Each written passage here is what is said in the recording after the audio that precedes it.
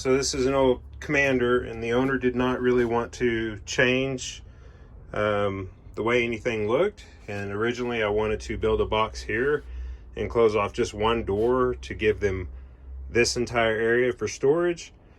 But that would mean that we would just false face the front of these drawers. So I would take these fronts off and then just attach them back on here, and then the storage space would be lost. And the idea was to create conditioned space for those guys and this, because we wanted to keep the drawers here and didn't want to mess with any of the venting on this side. And I'm just going to take this space here. So the batteries and inverter will only be accessible from under the seat. I'm really not going to change much of the originality of this vehicle. Here at this point, I've made a false wall. So now as I'm doing is I'm taking this and I'm going to lay it on its side. There's really no place in here to put this in upright. The inverter here on this side, and then the power in links bus bar will be here, along with the cutoff switch and the A&L fuse. It will all be on this side. I'm going to fur that wood out by putting another piece of these 1x in there. The DC to DC charger is going to go, and then also the rich solar charge controller. That will raise the wall enough so that I'm not trying to attach this inside there, because I don't want to block those cooling fins. So it'll bring it out even so that there's plenty of airspace behind there. Here's the DC to DC charger. And so it'll mount right here like this. And then using 6-aught wire, some sheathing, and a 40-amp breaker, I ran the main positive for my DC to DC charger along the frame underneath the body of the Commander. I'm going to go ahead and do a voltage check on these batteries to see their state of charge. If they're more than 2 volts from one another, then I'm going to have to charge them up individually. So I've got my voltage meter. I'm going to set it on volts. Go. It's already on DC power. So I'm just going to test and see where they are all at. That's not bad at all. These have been sitting, just so you know, these batteries have been sitting. That one's a little low. But they've been sitting in an apartment room for about a year. And they were used twice for a little project she had.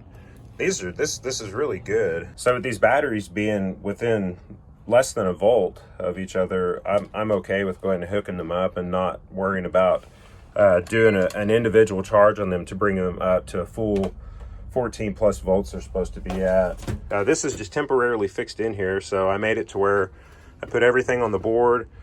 I know where it's all going to land, and then I can go ahead and I can take this out and start measuring my wires and crimping everything and getting it set up. So got the batteries mocked up again, and I'm getting ready to drag the motherboard in here, and I've got all the positives in place. And what I'm going to do is put it back in its installation position here, and then that way I can get an accurate measurement from whichever way I'm going to run my hot or negative. Either way, I'll have some wires coiled up right here. So this particular build is a 12 volt system. We're using 4 100 amp hour lithium golf cart batteries. They were purchased for an electric vehicle, whole nother side story, but very cool. However, we're going to use 4-aught wire for this, so that's a 4/0. That's just kind of this industry standard as far as my experience goes with using this many amps on a 12 volt system.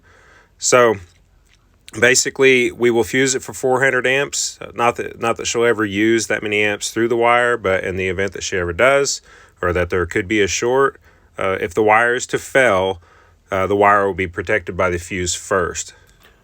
Now, a lot of people go back and forth about whether or not they should build a battery bank going with either a 12 volt, 24 volt, or even 48 volt. It's entirely up to you. The biggest benefit is just the weight and the amount of wire that you're going to have to use or purchase. Honestly, the higher up in voltage you go, for every voltage that you go up, as far as like 12 to 24, you can literally cut your wire diameter in half. And not only does it make it cheaper, but it also makes it much easier to install the wire in tight situations. Now, you can't just go and assume that because you're building a higher voltage battery bank that you can just immediately drop the wire og in half. Some of this does also depend on the distance from your battery bank to your inverter. but I've never heard of anyone installing an inverter more than 5 feet away from their battery bank. So if your system is, or your inverter is being installed more than 5 feet away from your battery bank, I would probably redesign it so that things are much more closer together and compact. Got all the battery cables or wires heat shrink and ready to go. And then I also made sure that my negative and positive leads were of equal distance from the end of the battery to the other end of the battery. I've got my 30 amp power coming in and going out. So the power comes in from the plug and then back out to the actual original tie-in spot on this trailer.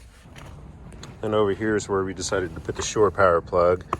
And it just runs underneath there. I got it all tied in underneath. Got stress reliefs in place all over so that there's no chafing going on. And then here, I just wired it back into the main spot where it tied into the RV originally. And then now I'm just gonna go ahead and get all the positive and negatives wired up. So before I connect any of the wires, I'm gonna clean all the terminal connects off, just using a towel and some rubbing alcohol. My hands, they get dirty messing with all this stuff, so I just want to get any grease on the terminals, get it all cleaned off, and then any residue left on the cables, just to clean it up, really. And then also have some nice solid connections to the battery posts. So I just want to mention a couple things about terminal connects for your batteries or for your wires. So usually when you shop for these 4-aught battery terminal connects or even smaller gauge, you're going to have standard sizes of 5/16 and 3/8. Usually your 3/8 is for your negative posts and your 5/16 is going to be for your positive posts. Don't worry though if you actually can only find one or the other. You can easily bore the 5/16 up to 3/8 if needed, and then the 3/8 will be fine for all of your other battery terminal connects or post connections.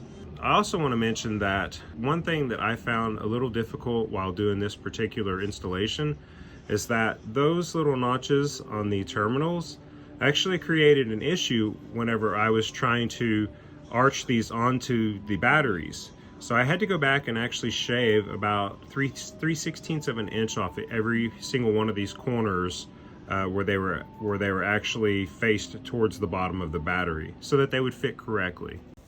Now I don't actually have a good camera angle to show you where I was trying to wrestle the wires into place, but you see here easily that I have to manipulate all the 4-aught wire and cable and arch it so that it will fit to each battery post easily. And then what I was talking about is right there where I have to bolt the terminal down to the actual battery.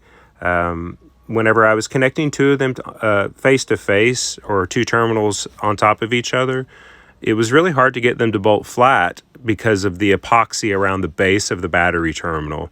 So the only way to remedy that was to actually shave the corner of the battery cable terminal off. I also don't like the nylon nuts supplied with the bolts for the battery terminals. Me personally, I just like to use lock washers or flanged locking nuts and bolts. If you were ever to run into an issue where your battery terminals did actually overheat, that would actually compromise the nylon and create a weak point in your terminal connects. And then at that point, any vibrations would work those bolts loose. Now you can see I kind of started off by making the connections by putting the disconnect first, connecting it first, and then bolting the switch to the cable, and then just working it down to my actual A&L fuse holder. I will also mention that not all of the equipment there is built to the same depth from the surface, so you'll actually have to do some fabricating or adding washers to your bolts to raise the connection level up so that it's somewhat even. My remedy was to just take some plywood and glue it to the back or to the surface of the equipment mounting wall there to bring the level to bring the surface kind of level to each other. And then I also turned the ring terminal connects in opposite directions on ends so that one would actually be offset from the other. This will do nothing negative in any way to your installation. Now, on this part of connecting the terminals, now my wrench, my closed-end wrench there, I did not insulate it. However, because my socket wrench was going to be the tool that I was using the most, I did go back and tape the entire handle of that off with black tape, just in the event that I dropped it, mainly because it was going to be moving the most to tighten my cables.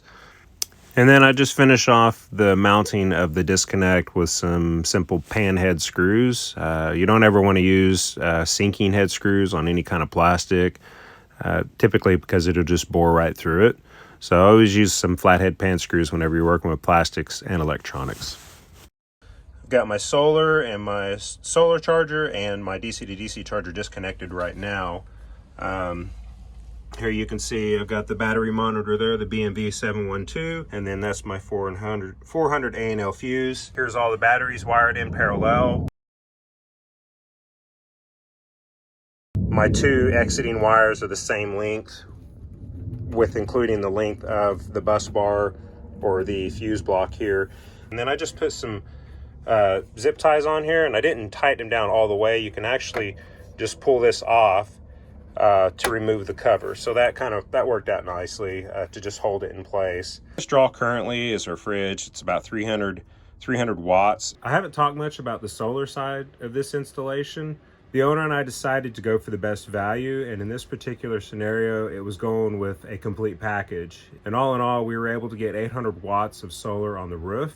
And we just bought one complete kit from Rich Solar. I actually like the simplicity of the kit. It came with all the wiring, enough wire to do the actual installation, all the mounting hardware, all the screws, the panels, and the charge controller itself. It's a decent solar kit. The aluminum used for the actual panels themselves was very thick. The panels were very rigid, and they perform quite well. This is the Bluetooth monitor for this Rich Solar system, and you have to go in.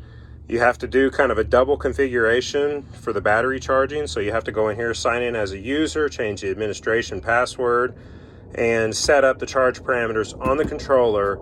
And then you have to double check it through the Bluetooth monitor as well. I didn't cover the configuring of the multi-plus unit. They usually come pre-programmed for lithium batteries, and sometimes, depending on what particular batteries you buy, the presets might actually be in the multi-plus unit already. And lots of times you can actually order them pre-configured from whatever distributor you choose to buy them from. It's not always an option, but you can ask them. And usually it does add a cost to the overall purchase price.